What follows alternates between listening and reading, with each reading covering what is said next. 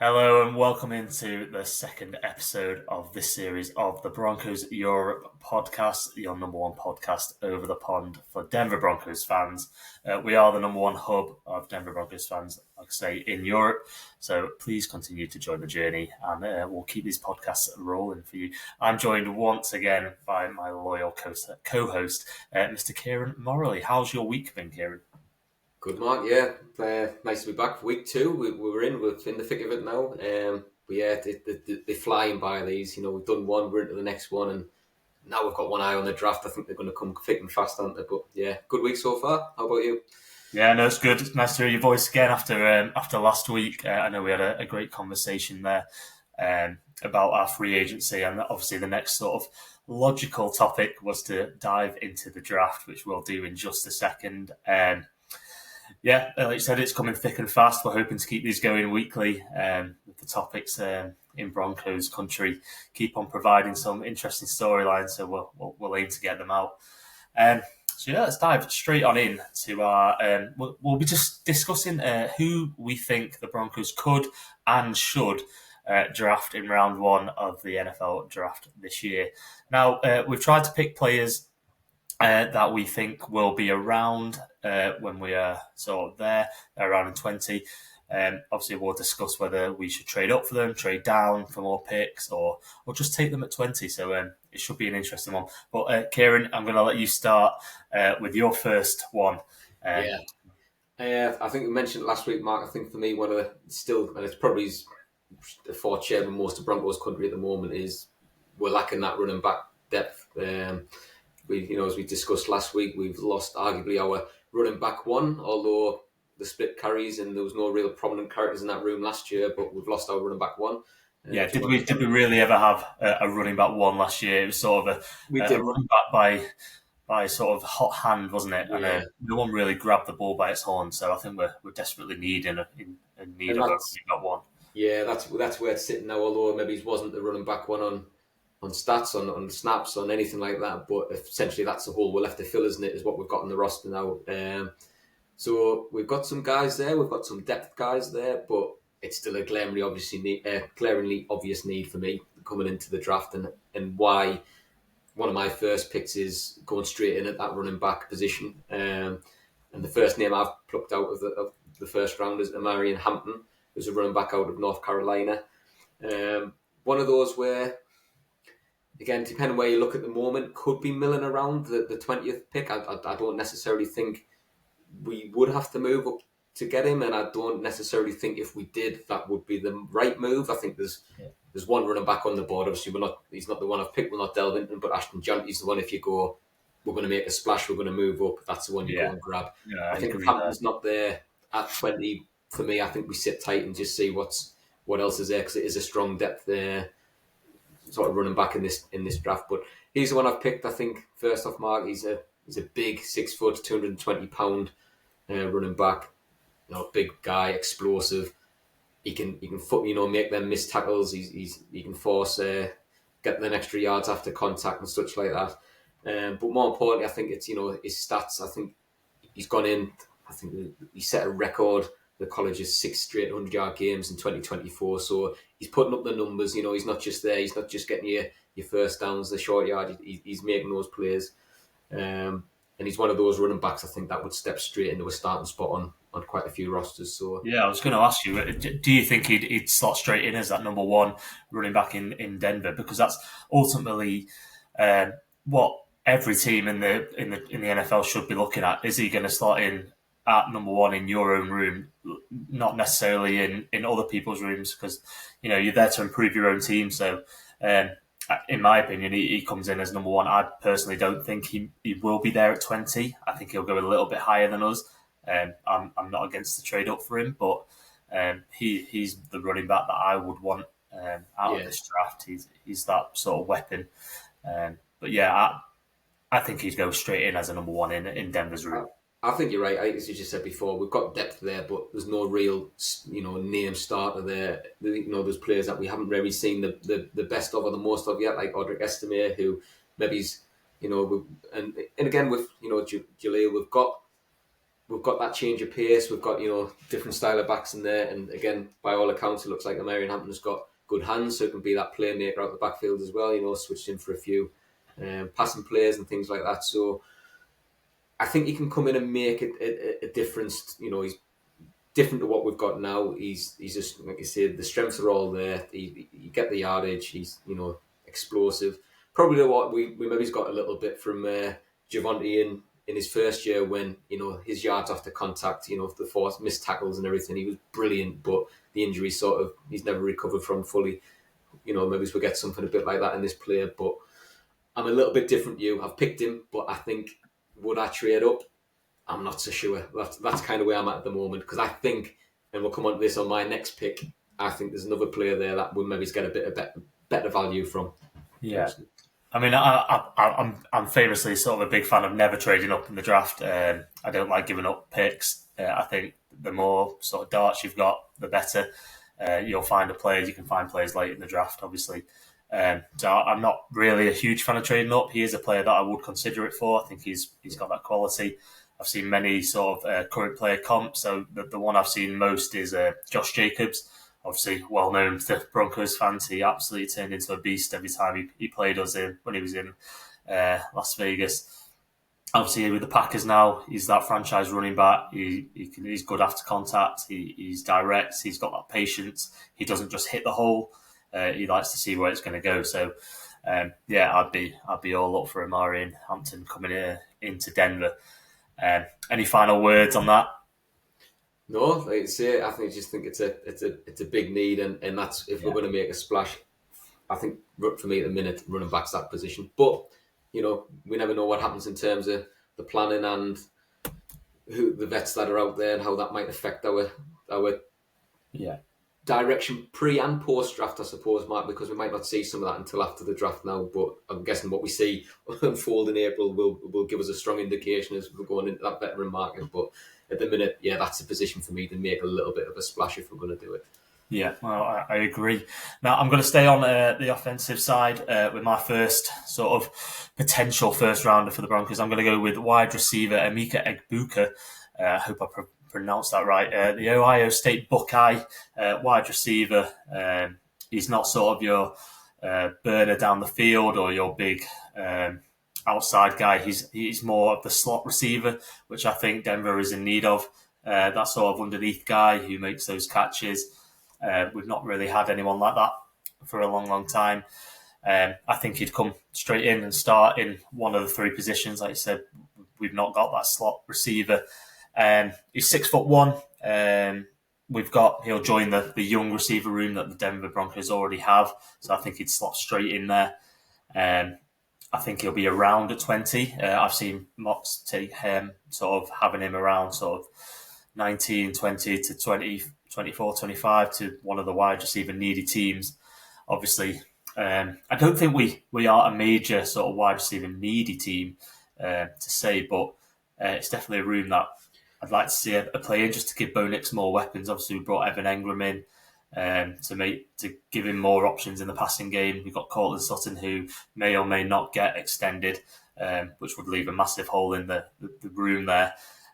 We've got Devon Vele, we've got Troy Franklin, we've got Marvin Mims, little Jordan Humphrey, who seems to be one of Sean Payton's sort of guys who follows him everywhere. But he's, like I say, he's a slot receiver. He's got elite ball tracking ability. He's got strong hands. Makes adjustments at when he's just about to catch it. So it makes him sort of that reliable receiver, which Bo Nix obviously needs in his second year. Yeah, you bang on, Mark. I think for me, we kind of give him too many weapons, can we? And I think the bit that we maybe lacked a little bit, as the whole reason that Sean's brought in Evan Engram as his joker, the term that's been thrown around, we discussed it last week. It's being able to run those players where they're difficult to defend because you don't know who's lining up where and what route they're running and what the players. And again, you look at that wide receiver room, like you said, it's not particularly thin. It's young, it's inexperienced, and again, we're talking about adding a bit more inexperience, but there's some quality there to come out. But again, like you're saying, it's just adding that new dynamic to a quality player at first round out of the draft. Yeah, I agree with you. We're probably not a wide receiver needy team, but it's one of those, if there's a player of this quality sat there, and again, as we discussed last week, we're versatile coming to this draft. We've got that little bit fluctuated where potentially, yeah, we could pick up this, add that weapon for Bo Nix, and still cover the needs. Running back in the second round, the depth is there. Those positions that we'll go on to discuss in a bit. So yeah, I agree. It's a good choice, good weapon that's available for Bo. Yeah, so what makes it interesting is what the wide receivers in the range of the Broncos. There's loads that they could go with. It just depends what Sean Payton and his offensive staff want out of that receiver. Do they want a big body? If so, you've got I can never pronounce his name. McMillan, Trattoria. I think it's McMillan. T-Mac, as he's better known, I think. We'll stick with T-Mac. Everybody must have the same problem as you. We'll call him T-Mac. Never do that. I remember trying to practice big Albert O's name when we drafted in. Albert Okwebunam. Got it on the second attempt there. But the names always get me. But like I say, he tracks as a sort of Cortland Sutton type receiver. Do we want two of them? Sean Payton loves his big guys, so I wouldn't be surprised if he's available to see them go that way. Do we want a speedster down the field? You got Matthew Golden, who ran a 4.29, I think. So obviously he's got that speed, similar to a bit of Henry Ruggs when he came out of the draft. He wasn't the best in the draft, but that speed just makes him that explosive sort of weapon that NFL sort of teams seem to like. And then you've obviously got Luther Burden, again, safe hands, steady, looks to be a weapon in the NFL. And then Emeka Egbuka, which is one obviously I went for. I think he's my favourite of the ones then in range. So that's the way I was going with that one. But we'll move on to your number 2. Yeah. No, well, I purposely didn't rhyme off some of the competition in the running back position, Mark, because my second pick is another running back. I think the only argument with this one is looking at, draft position, looking at the draft boards, the mock drafts and such that's going around. Is it a position? Is it a player we pick at 20 who I think would be there at 20, but we maybe he's reaching a little bit with the depth that's there, or is this one that we trade back potentially late first round or even early second round as well to pick him up? And it's Trevion Henderson, the running back from Ohio State. So again, he was top ranked running back in 2021, and he put like 1,200 yards up and scored 19 touchdowns, and the numbers were just amazing. The only downside, I think, is he had a couple injuries. Well, he plagued a little bit by injuries the next couple of years. Performed when healthy, played well and such, put the numbers back up. But has been hampered a little bit by injury. And as we discussed last week, some of the free agents we picked up are hampered by injury history and such. And it's like, do we want to add that?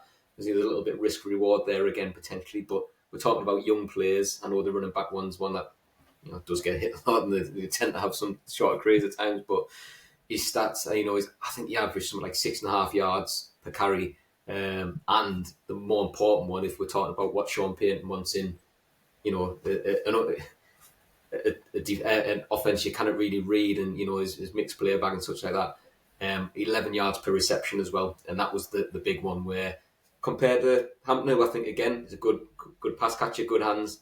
I think there's a little bit more production there from Henderson, coming out of the backfield, making those pass plays. So, I think I look at this today and I try and remember the stat. Something like 3,500 yards in his 3-year career, and something like 50 touchdowns or something like that at college level. The stats are there. You're looking at it and going, how is that not a top player? Obviously, you need to see it convert the NFL, but. What stands out for me there is that Sean Payton wants that joker who fits that mould. There's only so many jokers in the NFL draft, so you're sort of picking. You've got to try and find them. It's like a needle in a haystack, but he is definitely a joker potential.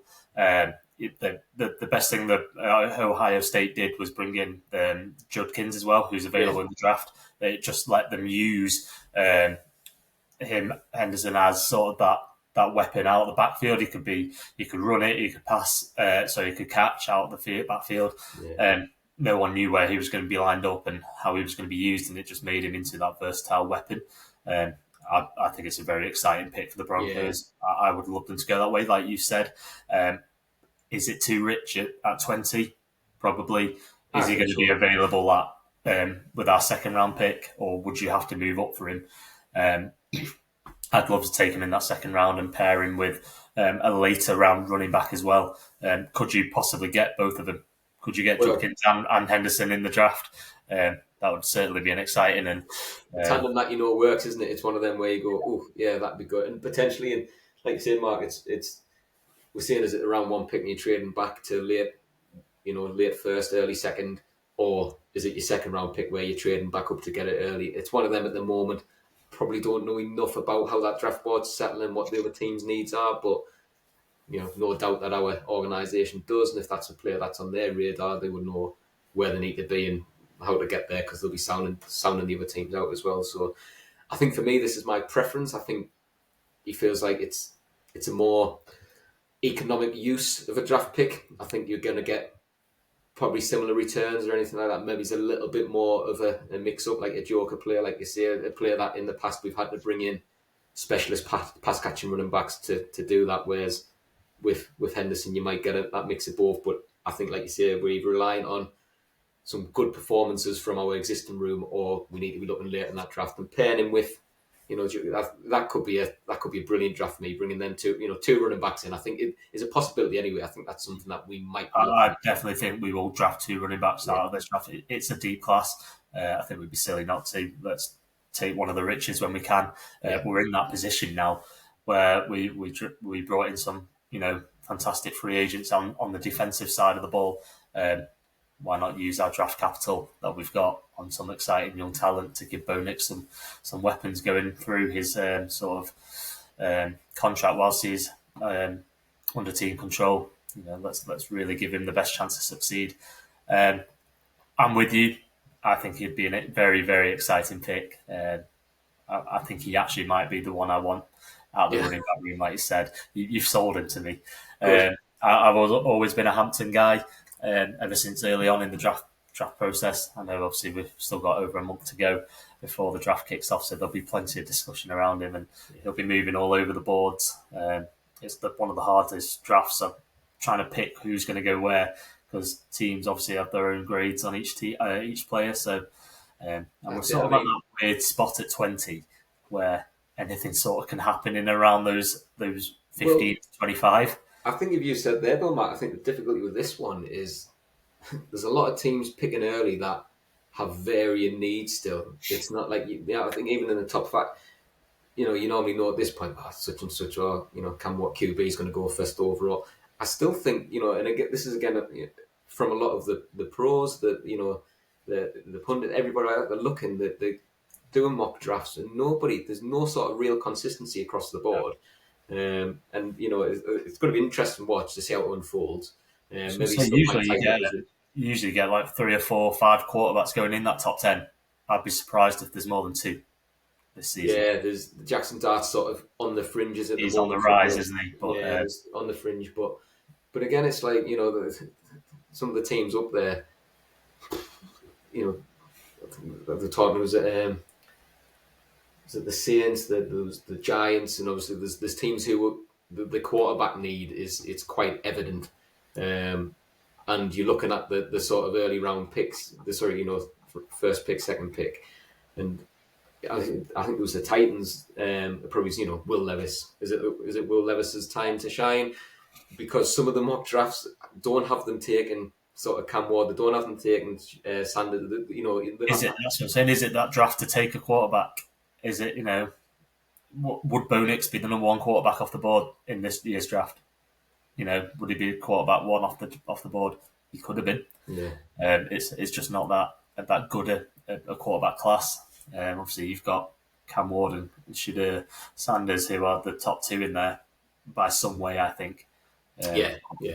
I don't know how they'd stand compared to last year's draft. Where would they pick? Would they have been quarterback 5, 6, 7? Who knows? But yeah, we'll move on to my second pick, or my second one I'm going to sort of describe. We've gone with a well-mocked tight end to the Denver Broncos. Early on in this, he was being picked left, right and centre by every analyst. He'll need no introduction. Mr. Colston Loveland. I was firmly on board before the Evan Ingram signing. I'm still on board with the Broncos drafting the tight end. Is the first round a little bit too early now with Evan Engram in the room? I'd still say no. We need a younger guy in there. Evan Engram's 30, isn't he? So Colston Loveland fits the bill. He's young and he's that pass catching sort of athletic tight end that we've been needing for years and years. That pass catcher over the middle. Just we thought we had it in Greg Dulcich. He turned out to be just injury prone. We thought we had it in Albert Okuwebenam, nailed it. But again, he did not turn out to be the guy. Yeah. But we just need that tight end. So I think Colston Loveland is the one who will be in range. Again, will he be available just before? Who knows? But he's sort of mocked anywhere from around 15 onwards. Yeah. Again, Mark, it could be one of those where you're seeing how, and again, when we're sitting here a lot more blind, as we've just said, than the organisations in the draft will be and the Broncos will be. But going in, it's an interesting one now. If he's there, at 20, yeah, look at that room there. And again, and I don't think as a Broncos fan, you go, well, what was the point of the Evan Engram one? Because we do look at him going, yeah, a couple of injuries, getting a little bit older. I think you still come in and do that, but you're getting that versatility in the future proof in there, hopefully, in that room.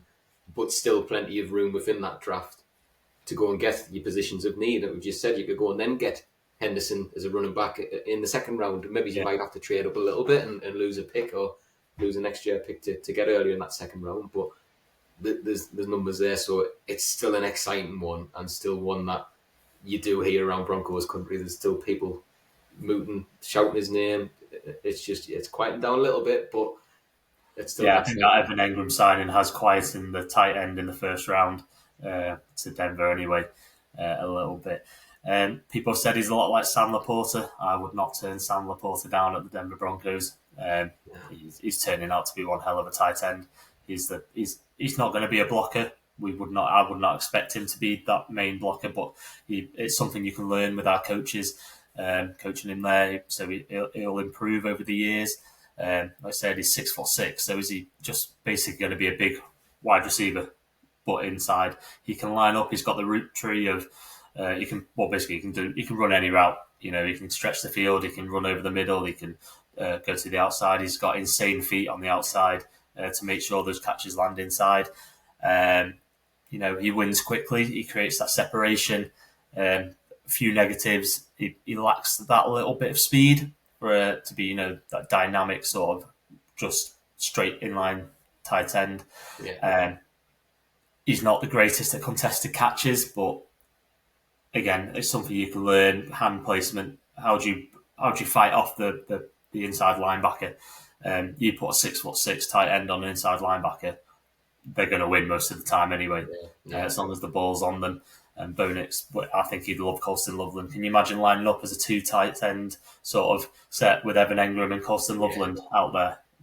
Good luck covering both. You're in trouble there as a defense trying to do that. And you're right. I think that's the bit with it is the pros outweigh the cons at that pick at 20, and again, it's one of them. After bringing in Engram, we're not a tight end needy room. And the strength there is pretty good, as we would take it. I'm not saying we don't need to take a tight end at all, but like you say, as a weapon, the stuff that he could bring, that dynamic, that change of pace again. Say the two tight end sets and having both those guys on the field. Yeah, you couldn't pass it up if it was there on a plate. That's the thing. It's an interesting pick, whether or not we go that. It's definitely like a luxury pick now, I think, and the Broncos have done well to earn themselves that right to do that. I just think Bo Nix would love him. Yeah, I can see that duo. I can see him going on to be that Julius Thomas that the Broncos had many years ago. I know I brought that up last time. I can just see him going on to be a fan favourite, that reliable tight end threat. We've just not had that other teams in the AFC West have had against us. It'd just be nice to have that sort of weapon. And as we said last week, tight ends that the AFC West still have as well. That's the thing. Although arguments Travis Kelce slowing down, showed it when it mattered at times last season. That's the thing. But he said Brock Bowers and the likes coming into the league now. It's just in the division. Sorry. It'd be nice to go and sort of fight fire with fire, to some degree, and have that weapon ourselves. Something like you said, we've swung and missed in recent years. And again, what was Dulcich a round 3 pick from memory?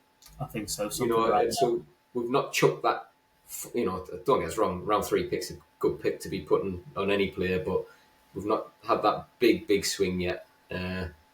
Or last couple, you know, let's if it's there and it's the right player, and we'll see. Yeah, I think definitely worth a punt there. Bring us into your last one you're going to describe to us, or Yeah, sell me on another. well, this one again, it's one of these. Is this player going to be available? Is it our pressing need? Is it a pressing need that warrants a first round draft pick? It's more again, you know, it's a luxury. It's one of them where you're looking at the ball going, if this player's available for me, do we future proof it? So I'm looking at Shamar Stewart, the defensive end from Texas A&M, purely because I've having a look and got one eye on the future, looking at the players we've got expiring contracts next year in that position. Zach Allen, Malcolm Roach, there's Franklin Myers. If we don't, you know, give him the pay rise he's been so eloquently asking for on X and Twitter or whatever it is. Jordan Jackson. So there's a lot of players there with expiring contracts where I'm thinking, well, if we want to keep this ball rolling and planning for the future and getting bored and making use of these rookie contracts for Bourne and the other players, is that one of the ones where we save a bit of money and we future proof them through the draft. So Shamar Stewart, he's a big 6'5", 267 pound defensive end, doesn't struggle with injuries. Sorry? He's one of them big boys. Yeah. Similar again, I think the interesting bit when I've been having a look and a bit of research and a bit of look at his play, the interesting thing is he tested very much like the combine, like Myles Garrett. His numbers were similar to Myles Garrett. The only little bit of a worry with him is he's not putting up those numbers in a game. So I think he's had shockingly low, like 1.5 sacks per year over 3 years. He's had like 4.5 sacks over 3 years. But his QB pressures and such like that, he's getting there. He's forcing mistakes. He's forcing players that the offense don't want to make. He's just at times not finishing. Now whether or not teammates are and things like that, but he does look like a very good player. And again, that finishing stuff you can train. It's you come to an organisation, but he's strong, he's agile, he's fast, good against the run, which again something we want to, as you say, mention one of the voodoo names in Josh Jacobs and such, where we have at times just struggled, and it was better last year, but it's does he fit the scheme and is that lack of sacks a concern? I think for me, potentially not. I think it's one of them, like I said, if you get the pressures in, you've got 99% of the job done. You just need to, get some coaching and get him to finish. But a scary monster of a man, lining up against you. I think that's the... I think you're saying there, he's forcing those pressures on the QB. Just think of the players he could have around him at the NFL level. He's got Jonathan Cooper, could play next to him. You've got Nick Benito, who can also finish there. Imagine Stewart just sort of pressuring the QB and making him run into Zach Allen or DJ Jones. The possibilities are endless there. Like I say, he's an absolute monster of a player. I wouldn't be against it at that position. So and he should be there. Hopefully looking. I think it's one of those players at the moment. He's in it. He's milling around that mid to late. Middle to late. Maybe he's early. Do you think Broncos country would be happy if we went defense in round one? Not many people are picking a defensive player there, obviously, because we've gone heavy in free agency and we need weapons for both. So I wonder what the reaction would be if we do go that way. I wouldn't be surprised to see it. You never know. Broncos like to keep us on our toes. We'll just put the Super Bowl win video on again, yeah, and just we'll show that defense wins championships. It definitely does. But yeah, you're right. I think that's the thing. It was my third pick in we're looking at 3 each, and it's one of them where, again, there's not a pressing need, but again, that's the luxury we're coming into this conversation and having us going, well, there's nothing glaringly obvious. I think the running back's one we can agree on probably is, but not one we need to reach for. But this is just a nice to have and a little bit of a future proof looking at that sort of defensive line room and the contracts that's expiring. One of the things that impresses me about it, you mentioned it before, he's brilliant against the run. And the one area the Broncos defense sort of lacked in last year was against the run. I lose count of how many times sort of over the last couple of years a third string running back has decided to turn into uh, offensive player of the year when they played the Broncos and has gone for Yeah. Do you over know 100 yards. the bit that gets me about Mark is it's not so much even that, them bad games and such, or where it's been a bit of a blowout or washout and you just struggle completely. It's the games where we've been in and around it and amongst it, but a bit like what we should hopefully get if you draft someone like Hampton or Henderson, where they're good, they're strong, they're powerful, they've got that yards after contact where they're going to sneak a couple. We were getting to running backs quick, and we were letting them get 3, 4, 5 yards before we're getting them down. They're like, first and 10, and you're thinking, oh, right, we've hit them early, right? That's second and 9, second and 8. Next thing they're lining up, it's second and 2, and you're going, oh, we just need, plug it, stop it. Made it hard for ourselves, each time. Yeah. We lost a number of games last year. Well, not just last year, the year before. Just because we lost the time of possession. You need that to stop the running game, make them pass the ball, which plays into our strength. Picking it off. You've got one of the best secondaries in the NFL, especially now we've added Hufanga there and Greenlaw out there. So we need to stop the run, make them one-dimensional, make them want to pass the ball. If you can stop them getting 5, 6, 7 yards, you make them have 1, 2, 3 yards on first down, second down. You make it very hard to play against. So yeah, I'm all up for it. Whether Broncos country would like the pick, probably not in my eyes. Yeah, there's more glamorous ones, like you said, and the more exciting ones, but it's there, it's an option. Yeah, I'm gonna go into my final play. Obviously, I've gone defense as well for my last one. A player that has been mocked to the Broncos. I've gone with safety Nick Emmanwori. Again, don't know if I pronounced that surname correctly, but I gave it a good shot. He's one of the best safeties in the class. Should be there around 20. Him and Malachi Stark, sort of the top 2 safeties in this draft. Is it a position of need? It was before we signed Talanoa Hufanga. Again, I'm all up for getting all this depth, that promising depth. He'd come in as our third safety in my eyes, ahead of PJ Locke. I think he'd get more game time. There could be times when all 3 of them are on the field: Hufanga, Jones, and Emmanwori. He's crazy athletic. He's got the speed. He's got the versatility. He can match up with those tight ends, it's absolutely killed me each year seeing these tight ends rack up big yards and just seal games. I know on the Broncos Europe Facebook group, when we had the game day threads, the amount of times people have just said we need that person who can cover him. I know we've got Dre Greenlaw in there now. He's another one that can cover those tight ends and sort of stop them being game records against the Broncos. Yeah. I don't know how many times you've mentioned this when we've been watching games, but it hurts every time.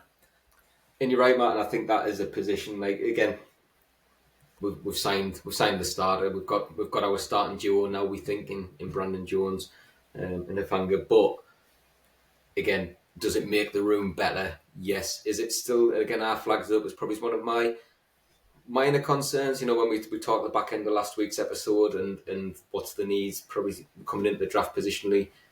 I flagged up running back, and maybe said maybe we do dabble with a wide receiver. We were listing positions really at that point where we're just looking to make the room stronger. We're just looking to, and some of them you could have flipped a coin and go, well, cornerback over safety, which one do we make stronger? Because they're all good. We're happy with them all as they are on that defensive side of the ball, especially. But is that the one where you go, yeah, right, we've got PJ Locke. What beyond that where, let's get somebody in potentially who could make a big splash and change it. We've got Turner Yell there, who's coming back after an injury. Yeah. He's got promise.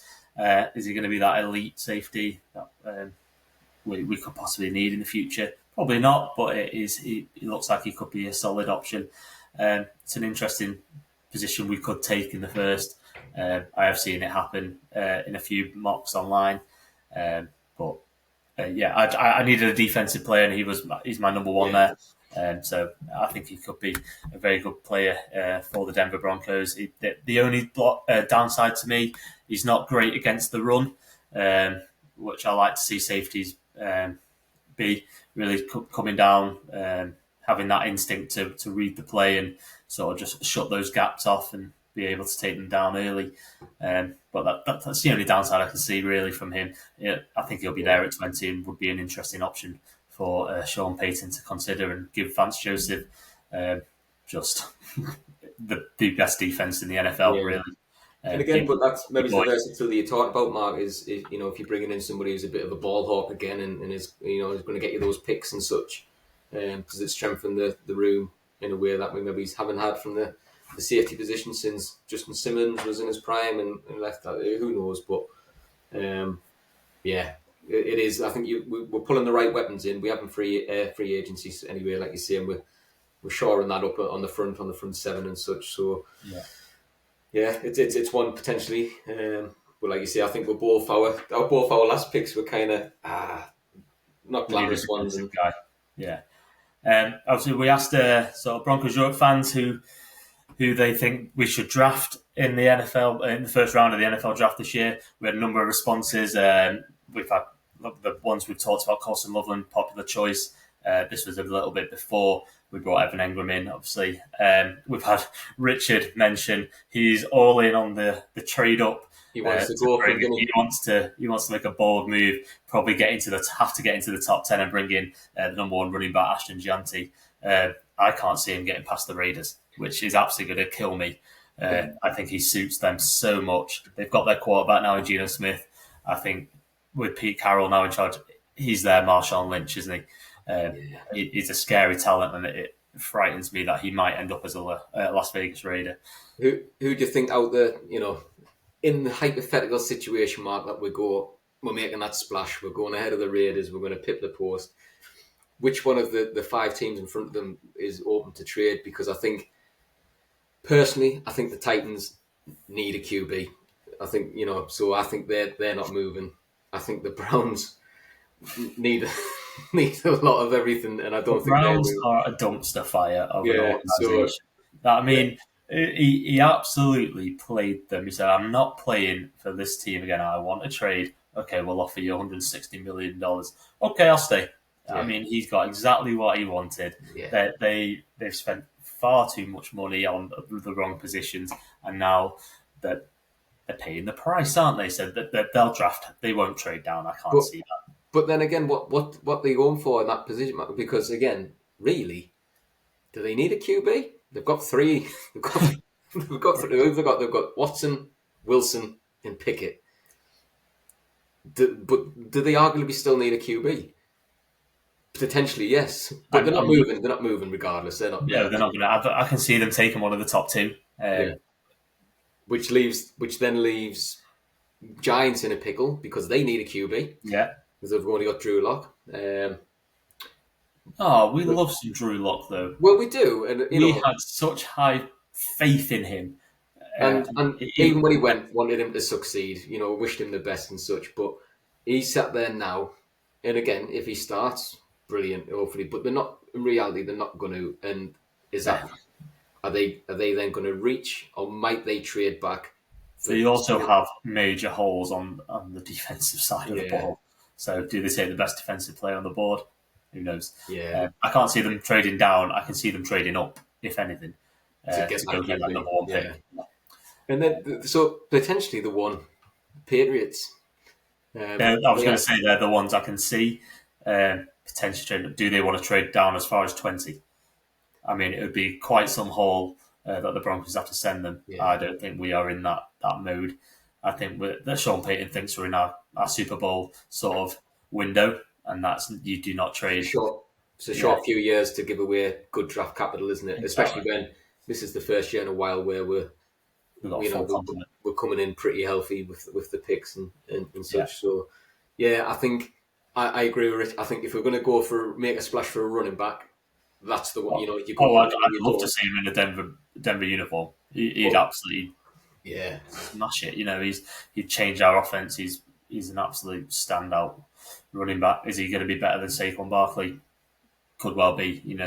We can see what an amazing running back can do to a franchise. Yeah, Barkley set the NFL on fire, didn't he? Yeah. So I can see it happening, but I think that, like we said, draft capital would probably be too much, and really we could be picking one of two players. That's two out of a realm of them in this class that I've mentioned, Mark. But Yeah. there's two there that probably is around where we want to pick, or even trading back to get in it. Does that set us up in a better position for the next couple of years? Where Let's put it this way: would you rather have Ashton Janty at 6 or a Colston Loveland / Amiko Ibuka and a Trevion Henderson in round 2? yeah, Two weapons for the price of one. I know where I stand. I would love the pair. yeah. Yeah. It's been a great chat. I've enjoyed talking to Prospect. You know what's been great? It's been sort of just fun researching some players, putting our points across. You've sold me on Trayvon Henderson. Probably not in the first round, but I would love him in the second to pair with a Colston Loveland in the first. But yeah, thank you once again for joining me this evening. We'll be back next week. You can follow us on all the socials, Broncos EUR on Twitter /X, whichever one you call it now. Facebook, you'll find us at Broncos Europe.